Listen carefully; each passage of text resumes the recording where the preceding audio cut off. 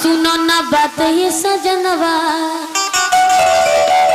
हरे मनत नइखे मनवा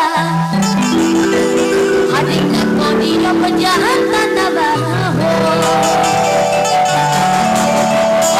हरे तो देखिली सपनवा बाबा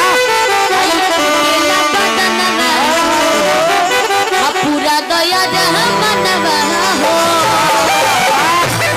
फिर के सारी भी कहले बने हर दिलवा में चिउटी खानी कटे लुए जा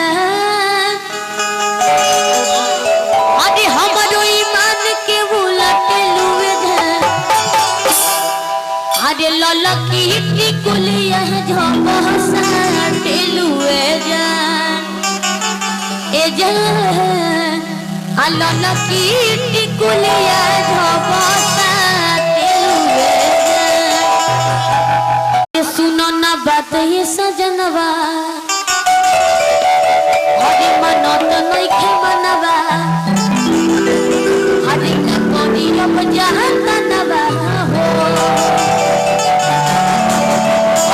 हरे तो देखिली सपनवा बाबा पूरा दया जहानवा हो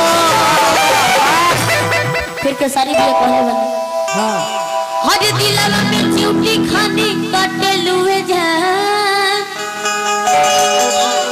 अरे हमरो ईमान के उलटे लुए जा अरे ललकी टिकुलिया झप हसाटे लुए जा ए जा आ ललकी टिकुलिया झप